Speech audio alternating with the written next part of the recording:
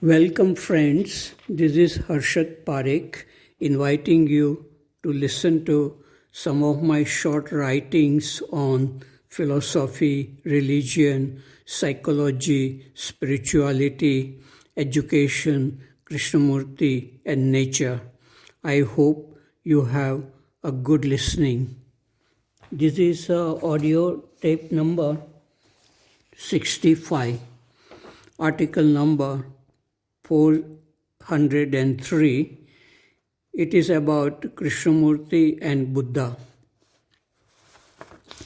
I was imagining a meeting between Gautam Buddha and Krishnamurti. Gautam Buddha was probably the most intelligent and compassionate spiritual teacher who ever lived on earth 2500 years ago, and Krishnamurti had a very high regard for Gautam Buddha. Krishnamurti was brought up by Annie Besant and Leadbeater, who believed that Maitreya Buddha will work through the body of Krishnamurti in 20th century. As a boy, Krishnamurti was very sensitive and vacant-minded, and he could easily get influence by the leaders of Theosophical Society. Krishnamurti believed this completely. Krishnamurti had seen Buddha in his visions, and he had described the experience of seeing the Buddha in one of his poems written during his youth. Later on, Krishnamurti became skeptical of such visions. Once in his vision, he placed his hand through the image of the Buddha, and from then onwards, Krishnamurti stopped seeing the image of Buddha. Some people have seen or felt the presence of the Buddha in Krishnamurti.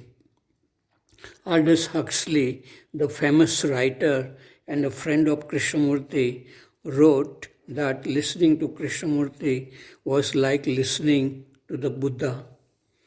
Some scholars have said that there is nothing new in Krishnamurti's teachings.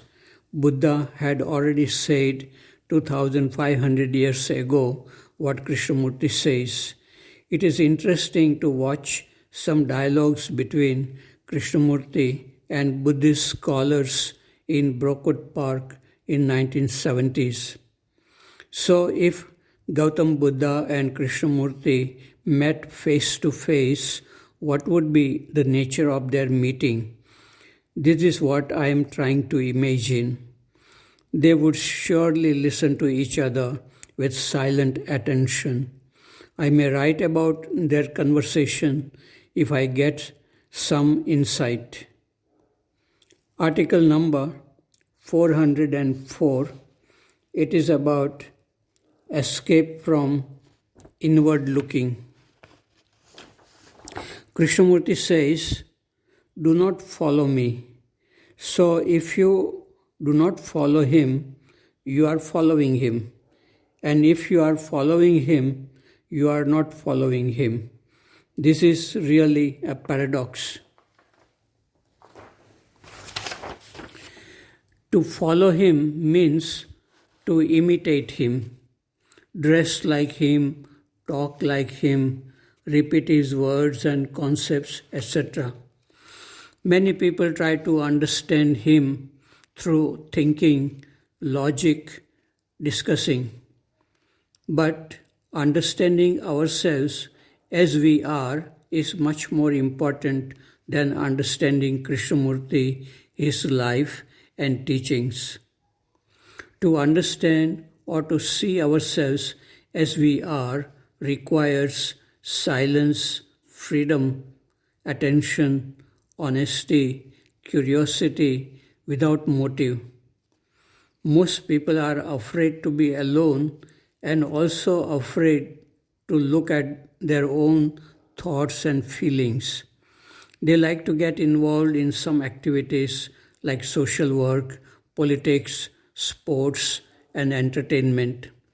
As long as we are occupied with such activities, we remain ignorant of our own self. And as long as we remain ignorant of our own self, we cannot be free from many problems which arise from the self. Problems like fear, anger, jealousy, loneliness, boredom, tiredness of living. The truth or the source of happiness is buried within us, but we are searching it outside in money, power, fame. As long as we escape from our own self through these outer activities, we cannot touch the source of happiness. Even scholarly activities like comparing Krishnamurti with Buddha or Ramana and understanding them through reading books and thinking are also escapes from the self. If reading the teachings of any great spiritual teacher helps you in understanding your own self and brings freedom from suffering created by unobserved, disorderly thinking, then you will lose interest in such scholarly activities. Then you may speak or write from direct perception. Article number 405. It is about listening.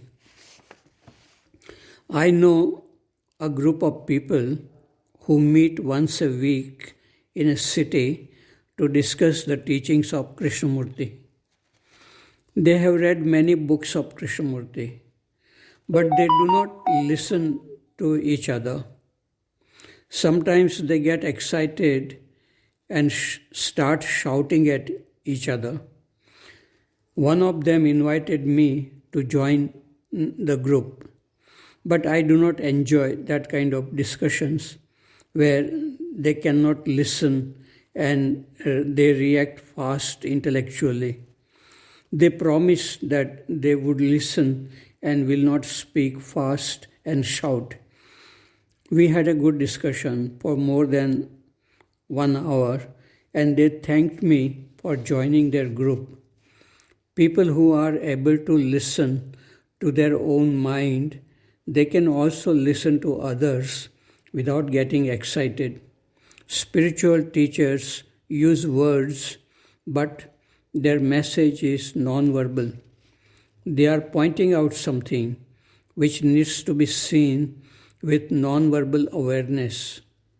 In the absence of awareness, thoughts multiply and create confusion, and this can lead to restlessness and sleepless nights. Sometimes people meet to show off their knowledge and to win arguments by their sharp intellect. But true understanding is not through words and intellect. Some people understand very quickly if they are not so complicated with knowledge and intellect. Article number 406. It is about culture class. Today afternoon was my last culture class with students of class 12. Next year, if I come to Rishi Valley in June, they will not be here. So I wish them well for their final examinations in February, March 2020. But that is, doing well in the examinations is not all in life. Even becoming a successful professional as a doctor, engineer, or becoming the chairman or president of a big organization is not all. One must live a happy, healthy, creative life. I wish them such a life. If they listen even for a few minutes with perfect attention, without the mind thinking about other things, pure listening, the words and the feelings can go straight to the heart, and it can start changing or transforming life forever. That is the way I read Krishnamurti's first book when I was in America and was working for a PhD degree in 1972. His words started working a magic in my life. A new life opened up with love and beauty. Before reading his book, I was thinking of myself as an Indian and a Hindu, looking at Americans as separate and smarter than me.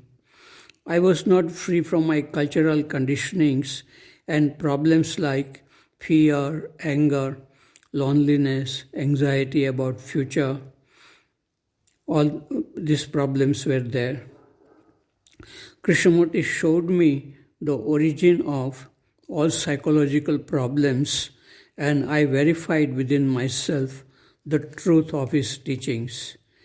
I lived with people of many different nationalities and religions after that.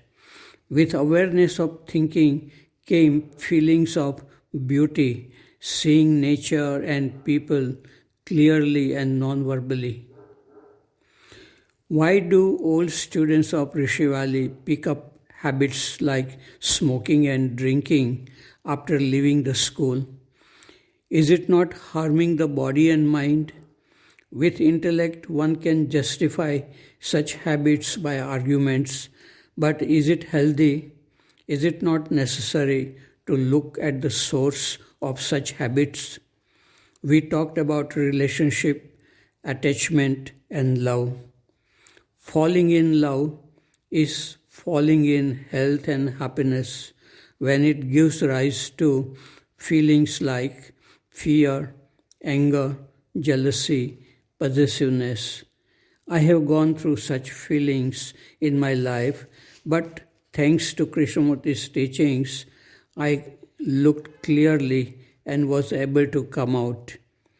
Rising in love is true love, which increases day by day. It is not for just one person.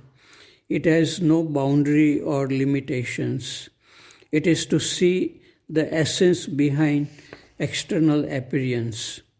In the last 10 minutes, I showed them 2 video songs about love, happiness, and freedom.